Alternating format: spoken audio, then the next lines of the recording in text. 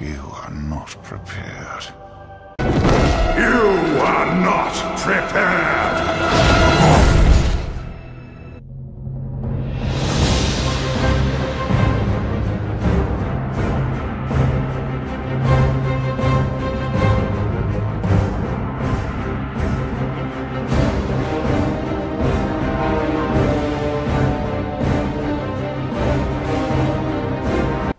You're listening to Wildilla. This is Chris. And this is Brandon. Alright, now we talk about what we've been doing in game. Alright, now, pre-patch hit. Yeah! Servers were down till 10 p.m. PST or PSD, whatever the time that is. Of course, as you can tell, I don't live in that time, so... It was down to like midnight our time. Yeah, it was midnight our time, 10 o'clock. The server that we play on. WoW time. Yeah. So, yeah, but a lot of people I've noticed were pissed, but I never take the day off because a lot of people did take the day off so they could play their pre-patch, level up the shamans and everything else. And I'm like, I knew it was going to happen. I kind of figured it might not, since, you know, they've already done this before. So I figured it might not happen. But just like it did when it came out, servers are down for a while. I don't know why people think it's going to be any different. It's still Blizzard. I mean, Yeah. dude, Blizzard, literally Blizzard could mess up a wet dream. I'm not playing. All right. I love Blizzard and I love their games, but man, when they do a patch, it just screws everything up, especially if it's a big patch like that. Yeah. So I created 2 shamans because I got 2 counts. He created a shaman. I'm going to go through dead mines at 10. We're almost level 10, so I'm going to start running dead mines with them and get them leveled up to 15. Then I'll run stocks until they're up in the 20s, and I'll go to Scarlet Monastery up till 30s, and I'll do Mara up until 50. I only have until June the 1st, because after that, like we've told you before, we're going to just run dungeons after dungeons. And the good news is, they removed the cap on instances. So, we could do 30, 60, 90, it don't matter. They didn't mess up because I'm going 24-hour stream and I don't do nothing but Warlock. And the bad thing was, when the cap was up, it was on all characters. Or it was per account. So, when I go to bed, he couldn't run any instances if we were capped out, or we would be almost capped, and he would cap out on Warlock or whatever he's on a run. And the next day, I could only run a few with him, and then he'd be capped out. Yeah, so this way we can keep running them as much as we want, and then he can. When I go to bed, he can jump on whatever tune he can. Keep going for his 24-hour stream that he says he's going to do, but we'll see. You don't know me. But my paladin's still 60. I don't know if I said that last time. Yeah, I did. I'm getting coffee and monsters. But I was working on his mining, but I've decided I'm going to drop the mining and go engineering. So my shaman, I'm going to level up mining. It's going to be tough for a little bit, but yeah, that's what I'm planning on doing. I might still work on the mining on my paladin up until I get the mining up on the shaman. Don't know yet. And I ran ZG, replaced some gear with some epic quality. Like my shield was like level 40 something, now it's a level 60 item.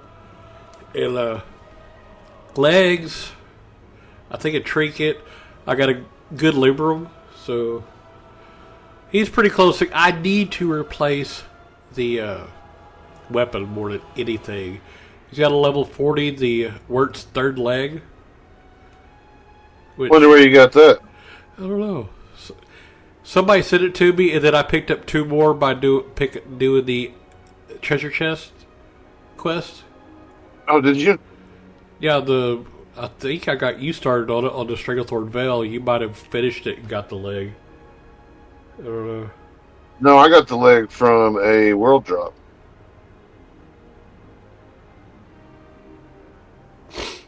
Oh, okay. But I did it and got it off out of the chest, and I think I might have got another one on the world drop. I sold one of them in the auction house. I think I still got the third one. And I did boost a mage so I can make food and water. So that'll come in handy. Fun. Yeah, the second one I did the warlock so I can help summon. Yeah. And I think Brandon's going to do the same thing on his as the warlock. I'm going to do a warlock. Yep. Boosting a warlock. You're pretty mean on a warlock, so it makes sense. All right, but you're going to PvP on him, right? Yes.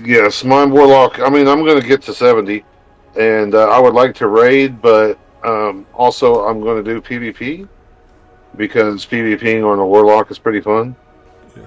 And you can just go in and you can get crazy amounts. And I'm going to look for a rogue partner to do 2v2s with. That's not me. Because a rogue warlock combination in TBC was one of the hardest combinations to beat. So, what else you been doing in the game? Let's see. Of course, everybody knows we finally got Savage to 60. I did do some. I've been doing some ZGs. I did a Molten Core run. Did get attuned for Oni. Haven't ran it because I'm punishing myself because I was supposed to do it with him and I didn't help him get it quite yet, so I'm not running it until he can. But I did do a MC run that was pretty fun. Did ZG of course a couple of times. Haven't really gotten a whole lot of gear out of there. I have gotten a couple pieces, but not the best of stuff. I've got a couple of leather working pieces that I've had made for my healing set. I'm a tree now because they redid the talent points, so I do have Tree of Life, and yeah, y'all should have heard everything is a lot better. He was going through his talents list. He goes, "Oh yeah, gonna do that one. Ooh, yeah. I got that one. Gonna do that one. Oh yeah, I'm mean now. We'll do that one." Yeah, it's I get a little excited when it comes to healing with my druid. But I got all those done. Let's see. We did have some problems with the patch because I was going to run with just some people and do a AQ20 run, and we go into AQ20 and it said 6 out of 6 bosses were dead.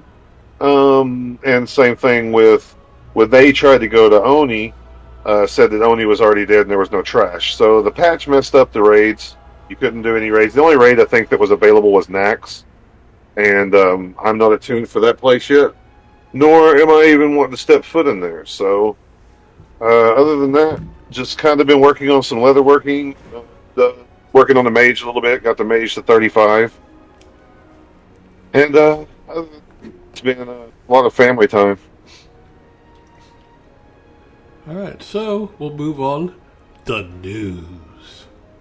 All right, Blizzard has put out a list of known issues under a blue post, like that they're fixing. Microsoft Security Essentials may detect WoW Classic EXE as a Trojan. That would be bad. Yeah. SSAO ambient occlusion is not currently changing the appearance of shadows in the game. There are flickering textures present in some areas of the Horde base of Warsaw Gulch. Some reflective surfaces may appear too bright and shiny. Arathi basin flags that are under attack have been captured are too bright. And there's a whole list. It's going to take an hour to go through them all, but I think this is why it was down, because they were fixing a bunch of stuff. But there's stuff like you wouldn't even think of that they were, I guess, trying out or they saw. Like energy regen ticks can sometimes provide slightly more or slightly less than 20 energy.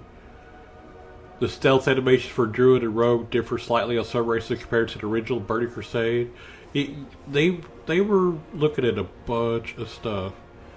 See, and this is the reason I think pre-patch came out too early, and I think TBC's coming out too early.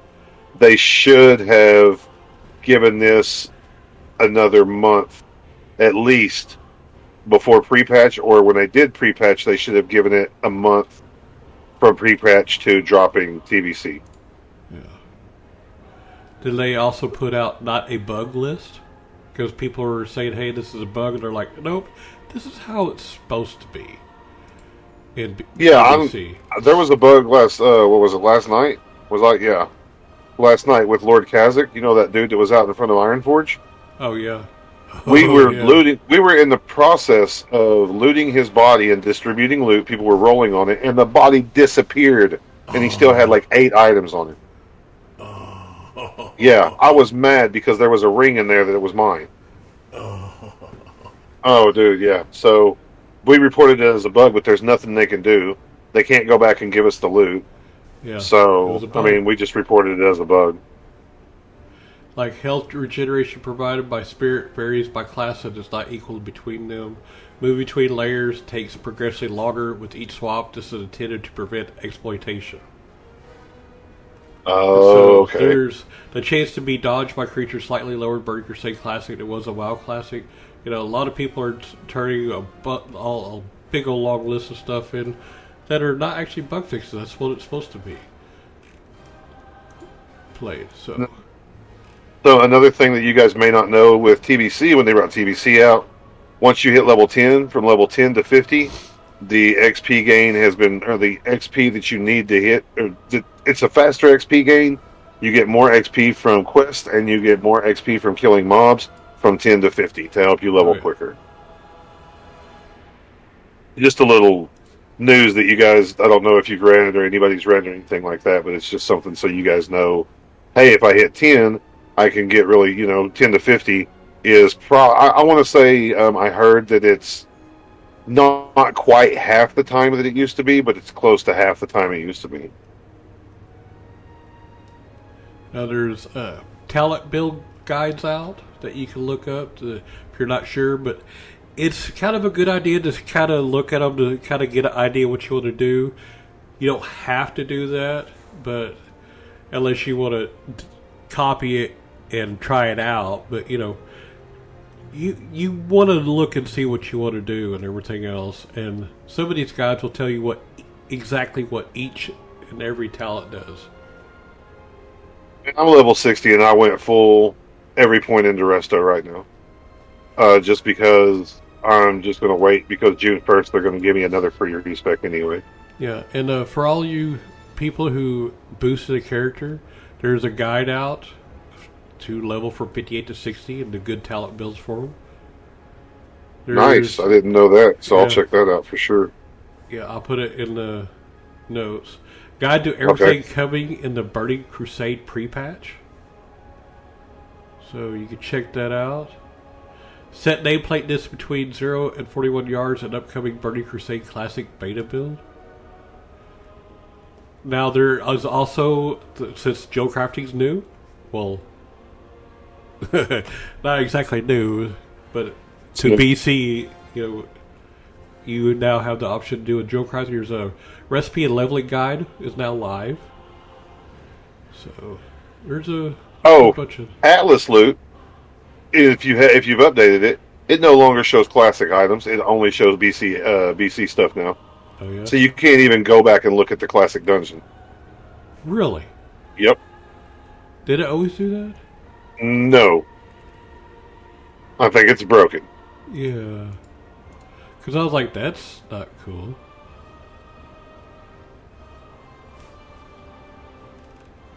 But now you can look at old collections of sets, but you can't look at old dungeons. Now, for all you people who haven't read or anything else, if you're going to first sign on, there, when you first do it on the right above your account name, it'll say World of Warcraft, Burning Crusade Classic, or World of Warcraft Classic. The drop-down menu. Now, the Burning Crusade Classic is the actually original Classic upgraded to BC. Now, if you want to play World of Warcraft Classic, you have to download that whole thing. And then when you log in, all your tunes will have a green thing under their name saying choose the expansion. If you're on Burning Crusade Classic and you click it, it'll pop up saying, do you want to do it for Burning Crusade or Classic? If you want to do it for Classic, you have to log on to Classic. But if you want to do it on Burning Crusade, then go ahead and click here. You click there, then you have to type your name in just to make sure that they don't want somebody saying, hey, I messed up. You have to go through 2 or 3 steps in order to get your character locked to whichever one. But if you decide to do Classic, you have to go to the drop-down menu for Classic, World of Warcraft Classic. And just like the other one, it'll be green underneath your character name to choose which expansion. You double-click it, and it'll be opposite. It'll say, are you sure you want to do it for World of Warcraft Classic? Or do you want to do it for Burning Crusade? If you want to do it for Burning Crusade, you got to sign on to Burning Crusade. But if you want to sign on for Classic, click here. You click there, and it'll say, okay, type your tune's name just to make sure you want to do it for Classic. And then you do it, and you're in. Now, if you do that for Burning Crusade, or you do it for Classic, if you want to copied, you log on to the other one that you already did it to, double click that tune that you've already done for the other one, and it'll give you an option of copying it. I haven't done it because I'm going to wait. Because we don't know that we're going to stay in Classic. Yeah, we might not, but I might eventually put one in there, like the Paladin or something, since he's the highest one, or Shrody. I'm not sure yet. He's high up there, but not totally. But that'll come at a later date if we ever do it. So we're not in no hurry because we're going to be playing the heck out of some Burning Crusade.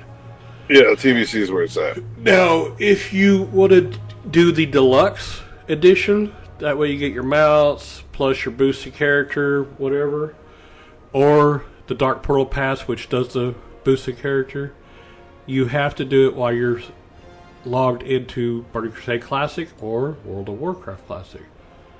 I think it's just Burning Crusade Classic you have to be logged into, because I don't think it'll work for World of Warcraft Classic. I know you can't boost a character on World of Warcraft Classic. So you log in there, you click the button that says Shop, and that's where it's at.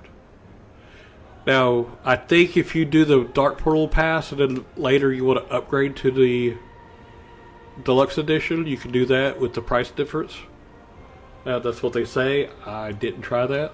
Didn't want to. I had no intentions of doing that. So that's how you get that. Now, I haven't got the mount yet, so I don't know exactly what I'm supposed to do for that, because I haven't played around with it that much. I just been leveled to Shaman. So, I did level up Baz and my mage. I leveled up his tailoring and his enchanting almost to 300. Dude, you way surpassed my mage. That's crazy. Yeah. Well, he's boosted at 58, so... Oh, yeah, that's right. I'm only 30. Yeah. 35. Not only did he jump past you in levels, but tailoring and enchanting, boom. So, alright. Is there anything else we could talk about for news or what we've been doing? I don't really think so. We talked about pretty much everything. Talked about our shamans boosting and patches and Blizzard being incompetent. So I think we covered everything. All right, but didn't get to say about the ballerinas. Did we ever starting a ballerina? Did you ever mention that they did the copied characters from 35 to 15 now? Oh, I don't know. I don't know if we ever said that. Yeah, I think they realized the outcry of everybody saying 35 was too much, blah blah blah, and they or if it was a mistake and they put 35 when they meant 15. I don't know, but they if changed it to 15. If you're somebody like, say, Asmongold, for instance, who has, probably probably 4 or 5 tunes that are 60 that he wants to keep in Classic as well as bring over to BC. Not to say he can't afford it, but, that's 5 characters at $35 a pop. Yeah. That's a little much. Dude, that's a little, that's paying for a whole expansion. Well, I think almost. they were thinking, if they meant to do the 35 at first, I think they were thinking, you're going to have, if you do have a tune at 60, you're going to copy that character for another game and have a 60. Character boost in the retail is $60 right now. So they're like, well, 35's, a little over half. They're going to have another 60. So I think that's how they were doing it. But I understand what they were thinking. I don't know what they were doing, so I can't say. But I kind of understood, but not very many people were going to do it. TBC is going to bring their subscriptions way back up again. Oh, yeah, it already did. So see, there's no sense in gouging your customers even more for that extra $15 or $20 for them to copy a character. Because if it would have stayed 35, I'm telling you right now, I wouldn't have copied the character, not a one. Yeah. They would have all went to BC for all I cared. Yeah, I might do one, but I'm not going to do a bunch or nothing like that. Yeah, now it's feasible. But that's what I'm saying, like $15... that's all right, but charging 35? Now, some people are outraged that they would just easily lower the price. Like, no, that's just how business goes. Well, there's going to be people on both sides of the fence. You can't please all those. You can't please everybody. You can't even please the majority, because if you please the majority, then it's going. The part of the people are going to flop and go to the other side of the fence just so they can have something to complain about. For me, I'm glad they did it. Of course, I'm not going to go and do that to all my tunes or nothing, but I'm more likely to do 1 or 2, but, Yeah, that'll be later down the road. All right, well, let's move on. Now to talk about Shattrath. Now, Shattrath City, or the City of Light, is a major hub and outlet situated in the northern portion of Terakar Forest. It is a capital-sized sanctuary city populated by ancient heroes and Naru. It is the first capital available to both sides. Shattrath was once the largest Draenei city in Draenor, until a savage siege at the hands of the recently corrupted orcs utterly destroyed it.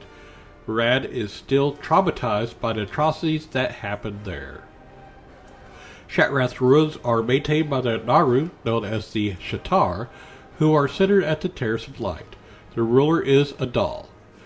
The lower city is flooded with refugees of all sorts from the various conflicts of Outland. Naru, Draenei, Blood Elves, Humans, Orcs, High Elves, Dwarves, Sporlings, Ogres, Arakoa, Goblins, Ethereals, Magar Orcs, Forsaken, Trolls, Gnomes, Light Elves, Morag, Broken Draenei, and Draenei Lost Ones can all be found in varying quantities within Shattrath. Shattrath used to have portals to all Azerothian capitals like Darnassus and Thunder Bluff, but they have disappeared in the wake of the Shattering, with the exception of the portals to Orgrimmar and Stormwind. What's Shattering? Anyways. A player character can ally with either the Aldor or the Scryers. The Aldor are an ancient Draenei priesthood working with the Shattrath to battle the Burning Legion. The Scryers are a group of blood elves that broke away from the Prince Kel'Thas and offer to assist the Naru of Shattrath. While both factions strive for a common goal, they find themselves at odds with each other for control of the city and the Naru's favor. A little history here. Shattrath was the Draenei capital on Draenor. Its name in the Draenei language means dwelling of light. Khadgar's servant in a quest given by Khadgar details the history of Shattrath. When the Burning Legion turned the orcs against the Draenei, the fiercest battle was fought in Shattrath. The Draenei fought tooth and nail, but in the end the city fell. The city was left in ruins and darkness until the Shattrath arrived. The Shattrath, or Born from Light, are the Naru that came to Outland to fight the demons of the Burning Legion. They were drawn to the ruins of Shattrath City, where a small remnant of the Draenei priesthood conducted its rites inside a ruined temple. The priesthood, known as the Aldor, quickly regained its strength as word spread that the Naru had returned and reconstruction soon began. The ruined temple is now used as an infirmary for injured refugees. It wouldn't be long, however, before the city came under attack once again. This time the attack came from Illidan's armies. A large regiment of Blood Elves had been sent by Illidan's ally, Kael'thas Sunstrider, to lay waste to the city. As the regiment of Blood Elves crossed the bridge, the Aldors, Exarchs, and Exarchs. Exarchs and Vindicators lined up to defend the Terrace of Light. But then the unexpected happened. The Blood Elves laid down their weapons in front of the city's defenders. Their leader, Vorenthal, stormed into the Terrace of Light and demanded to speak to Adal. As the Nora approached him, Vorenthal kneeled before him and uttered the following words. I've seen you in a vision, Naru. My race's only hope for survival lies with you. My followers and I are here to serve you. The defection of Vorenthal and his followers was the largest loss ever incurred by Kael's forces. And these weren't just any Blood Elves. Many of the best and brightest among Kael's scholars and magisters had been swayed by Vorenthal's influence. The Naru accepted the deflectors, who would be known as the Scryers. The Aldor are the followers of light and forgiveness and redemption are values they understand. However, they found it hard to forget the deeds of the Blood Elves while under Kael's command. Many of the priesthood had been slain by the same magisters who now vowed to serve the Naru. They were not happy to share the city with former enemies. The attacks against Shattrath continued, but the city did not fall, as you can see. On the contrary, the Naru known as Zairi led a successful incursion into Shadowmoon Valley, Illidan's doorstep. There he continues to wage war on Illidan with the assistance of the Aldor and the Scryers. The two factions have not given up on their old feuds, though. Such is the animosity that they vie for the honor of being sent to assist the Naru there. Each day the decision is made by Adal. The armies gather here to receive Adal's blessings before heading to Shadowmoon. The city now serves as the headquarters of the Naru, and the area set aside of the Scryers and Aldor faction. Like I said before, this is the first capital city that both factions, Horde and Alliance, are in. You can see them, you can talk. You can't really talk to them; they talk a different language. But if you do a /say, it brings up something in a different language. But you used to be able to inspect them right at the end of BC. So I don't know if they got it fixed where you can inspect to see what they wear or not. But I remember at the end of it, they fixed it where you could do that. Yeah. And later there'll be a portal to the Alkel de Los right in there. In the beta, there was 3 portals to each of the factions' cities. I had made a alliance, so there was a portal to Stormwind, Ironforge, and Darnassus. But I didn't see a portal to Exodar, so I don't know what that's about. That comes in Burning Crusade. But then later, all of them go away. There's only one portal, and that's to Stormwind. I think that's not until, Wrath. Yeah, I think right after Wrath came out, that's when it happened, yeah. Yeah, but when we go into it, when we go to it this time around, the North Alcove will be the Alliance capitals, the South Alcove will be the Horde capitals, and then the East Alcove will be the Burning Crusade capitals, like the Exodar and Silvermoon. Yeah. West Alcove is Sunreach's Sanctum, Isle of Keldanos, after the patch comes out. Oh, in the big building, okay. Yeah. Oh, I see. Oh, the portals are Thunderbluff, Ogremar, and Undercity, of course. Yeah. Oh, the Exodar is on the East Alcove, and Silvermoon. It's off to the side of Stormwood City Alliance. Okay. Very interesting. Okay. But yeah, it's really weird to see you just be running around the city and there's a horde. Or if you're horde, there goes Alliance. You know. Yep, and you can't attack each other. Everything's neutral. Yeah, there's banks there. And then you will, well, I guess you don't have to, but if you want to advance further in the game, you're going to pick Aldor or Scryer. Yeah, because there's a bank for each one. Oh, yeah, that's right. There is 2 banks, one for each one. Aldor Bank and the Scryer. Yeah. And they've already said the guild banks are not out yet, but they will be. Which would fit into BC because, now that I think about it, there was no guild bank until later in BC.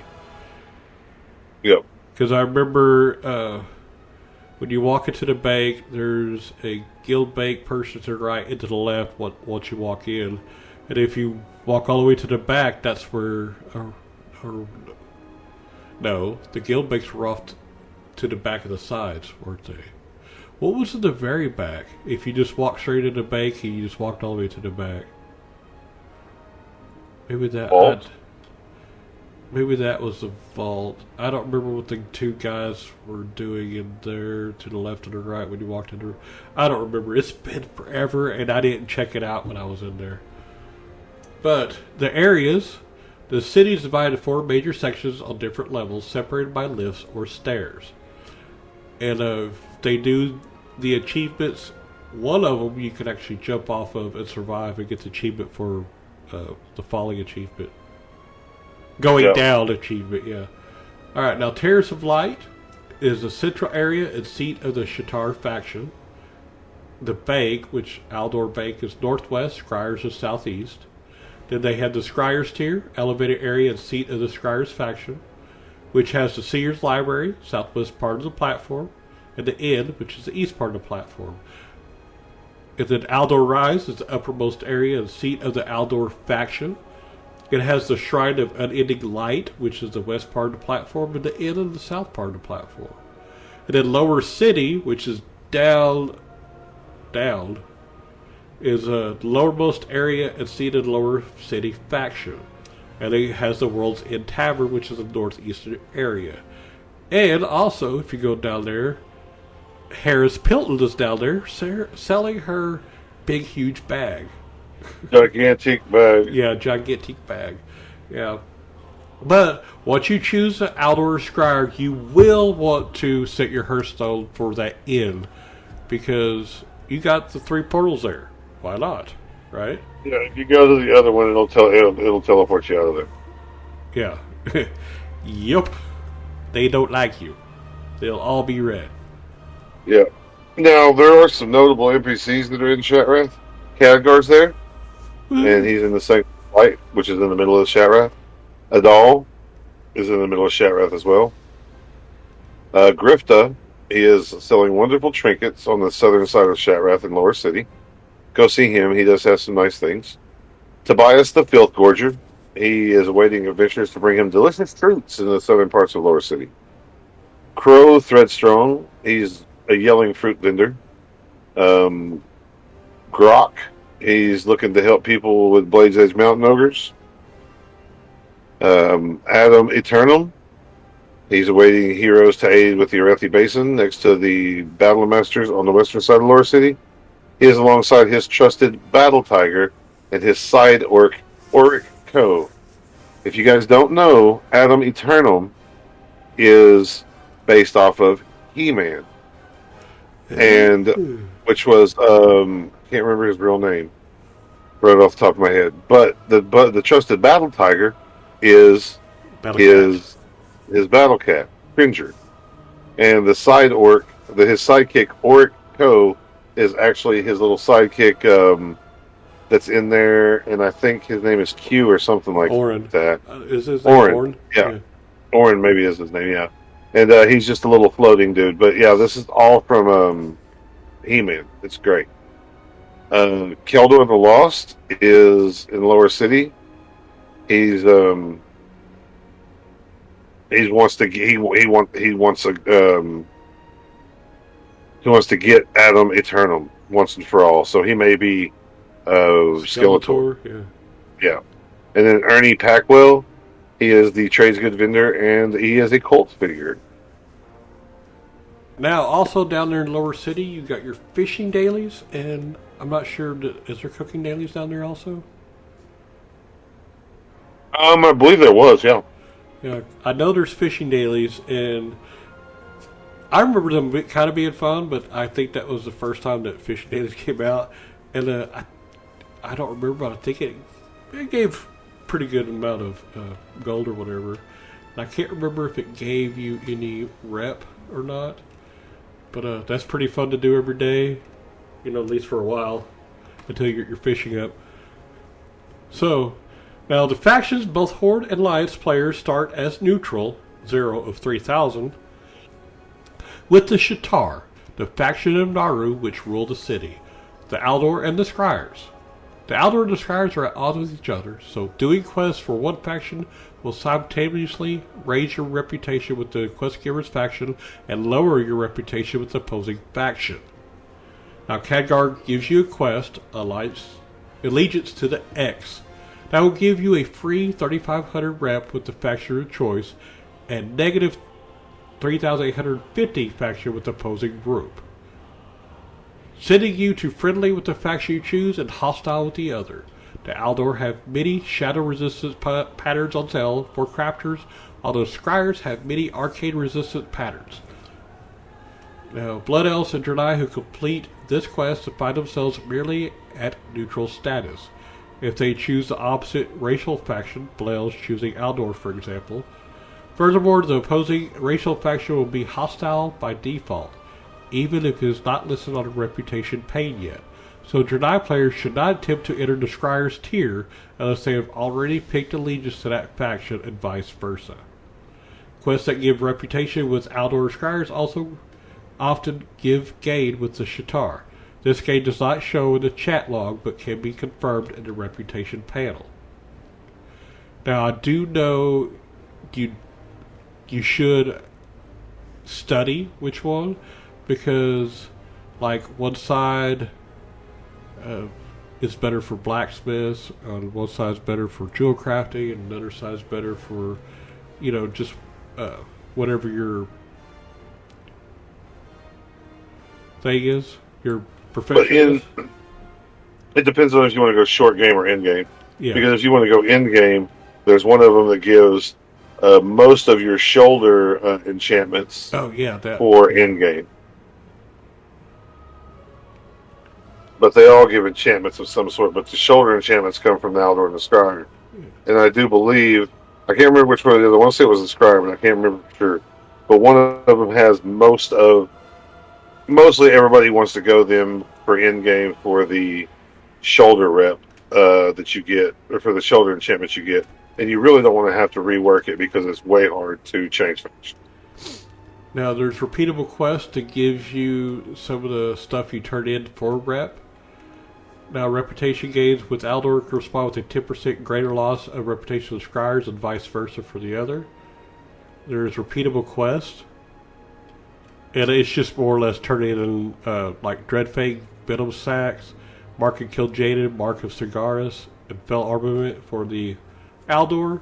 If you choose Scryer, then you'll get Damp Scale Basilisk Eyes, Firewing Signets, Sun Fury Signets, and Arcane Tomes. And I think you can buy those in the auction house. Yeah, Arcane Tomes and Fell Armaments can be sold. Yeah, right, so you can actually change factions. And, it's tough to do because yeah, very tough to do because if you are exalted with Aldor, you're very, very, very, very, very, very hated with the Scryers, and you have to practically farm all those deals for the other side. And I don't. Now, if you're Aldor, do you pick up the stuff for the Scryers? And vice versa? You can. Yeah, you can. I couldn't remember. Okay. Now, there's also flights to Otterhold, Telrundr, Elarian Stronghold, and Telar, And then for the Horde, it's Falcon Watch, Swamp Rat Post, Zabra Jill, Stonebreaker Hold, and Gardar. That's just a flight pass. I don't know why I'm mentioning those.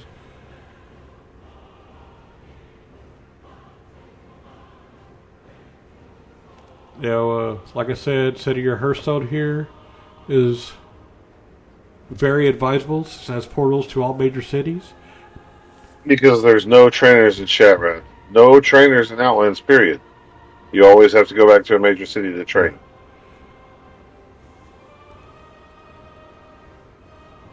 And then, let's see. Did you know that the open shaft in the ceiling of Shattrath, the niches and balconies round, is similar to the castle in Dark Crystal? No, but I'll go back and watch it now. That's just a little bit of trivia that's in here. And Shattrath is probably taken from the Arabic word which means sacred, associated with the Masjidil Haram in Mecca. But yeah, before you actually choose your faction, I would suggest looking it up and figuring out which faction you want to go to. Now, also, go to YouTube. There's funny videos of... I remember watching one where this guy was had a story about how he quests with his friend all the time, and then they get to Shattrath, and he chooses one of the factions, and his friend chose the other faction, and they hate each other. Yep. So, yeah, it's pretty funny, some of the stuff that came up on YouTube. All right, that is it for all the areas in Burning Crusade, which is fitting since the pre-patch is out now. So we'll probably be talking more about what we're doing in game and what we're doing to get ready for Burning Crusade for next week. And then after that, we'll probably be talking about what we're doing in the game in Burning Crusade. Can't wait. 24-hour stream. Yeah, not me, but you are. Yeah. So, all right. Until next week, have fun playing the game. As always. You just listened to a Heartland Production Entertainment podcast. You can reach us at Wild Crusade, all one word, at Outlook.com on email, or you can check us out on Twitch. You can check me, Chris, on Heartland-PAE, or Brandon at Beepo_gaming. This show is brought to you by Heartland Production Entertainment. If you'd like to help to make the show better, go to patreon.com/HeartlandPAE.